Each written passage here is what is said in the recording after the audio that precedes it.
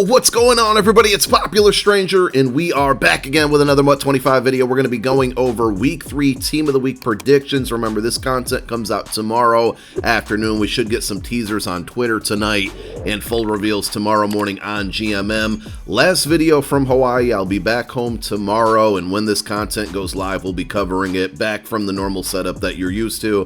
Before we go over the predictions, just want to go over what we might be able to expect as far as the cards go. Remember, we got a +1 in OVR starting on this past Thursday, and that carried over to Legends and AKAs, and it's going to carry over to Team of the Week. So we should see 88 overall champions. Who knows if we get LTDs? Who knows if EA brings back Team of the Week packs? I'm not sure if they're going to do it or not. So it's a little scary to do any type of investing, but for the most part, we should know what to expect when it comes to the content. So if we follow suit for the first 2 weeks of the Team of the Week program, we're likely going to see 388 overall champions, and the set requirements would likely be 4 85 to 86 overall cards from any promo, and then 1 85 overall Team of the Week card. Remember, last week they adjusted it compared to week 1, and I think that was due to the fact that they hadn't had Team of the Week packs in the game. So do they keep that trend, or do they put packs and LTDs?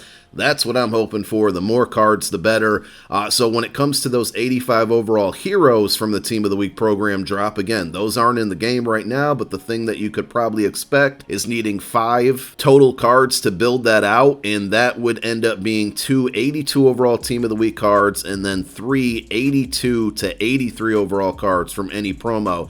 So you could definitely see 82s rise in stock tomorrow if they keep the same format, and that's 82s from any promo and, of course, the Team of the Week promo. And to specifically build out 82 Team of the Week cards, again, this is all estimations here, but if we follow the trends, we'd likely be looking at 380 to 81 overall cards from any promo to build an 82 overall Team of the Week card. So if you have any 80s, 81s, and 82s from any promo, I wouldn't invest in them right now because we still don't know exactly what to expect. But if you have a bunch of them, definitely hang on to them because we could see those skyrocket in value tomorrow depending on the route the EA goes. It is officially Madden season, and if you're like me, you're probably putting a lot of hours in right now building up your MUT squad, and it's causing you to miss breakfast, lunch, and sometimes dinner. If that sounds like you, I want you guys to check out Control. This is a healthy meal replacement option that tastes good. 2 of my favorite flavors, without a doubt, cinnamon toast and strawberries and cream. And if you need a quick snack on the go, you got these protein meal bars as well. Without a doubt, the Magic Charms ones taste the best to me. You got to check them out. With tons of delicious flavors and healthy options, I'm telling you, this is the move right now. So head on over to drinkcontrol.com. You can take a look at their bundling offers, and also if you use code POP on checkout, you get 10% off on your order. So let's go over our predictions. If there's anybody you feel that I snubbed, anybody that I left off the list, leave your predictions down below in the comments section.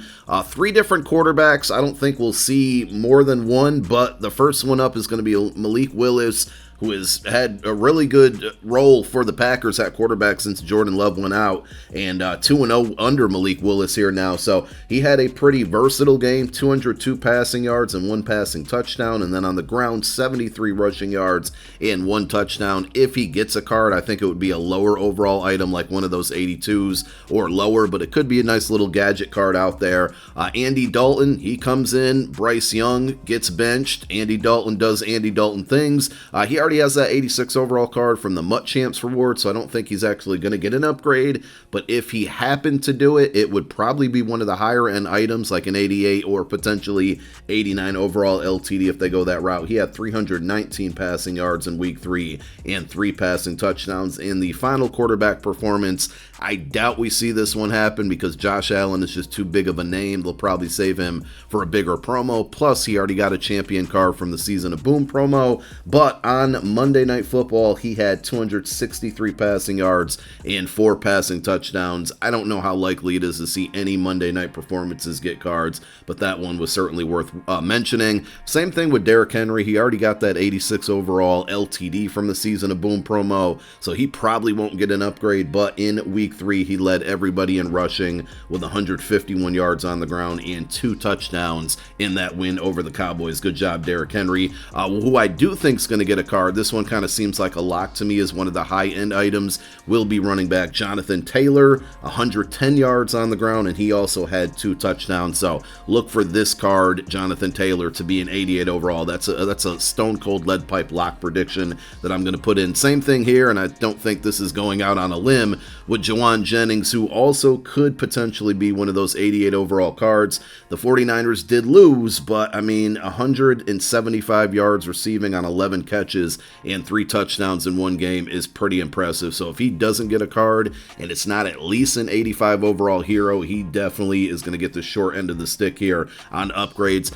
Dallas Goedert had the catches, had the yards, did not have touchdowns, and we've had a pretty big run of tight ends in the game the last couple days, with Dalton Kincaid last week and the Gronk card from the AKA drop. So I'm going to mention Goddard, 10 catches, 170 yards, and again, no touchdowns in the win, but he was, one of the main reasons that the Eagles won that and the defense. So I don't think he gets a card because of that, but we wanted to mention him. Jamar Chase, same thing. Monday night performance, probably not going to happen, but 6 catches for 118 yards and 2 touchdowns. Pretty impressive. And Scary Terry McLaurin could probably be on this list. I think he had 4 catches and 100 yards with a touchdown. But the final receiver that I think is pretty likely to get an upgrade is going to be Rashee Rice, who's just been absolutely great for the Kansas City Chiefs so far this year. 12 catches and 110 yards with 1 receiving touchdown. On defense, not too many big names that stood out aside from one that you've probably seen in the thumbnail and the title of this video already, but Robert Spillane,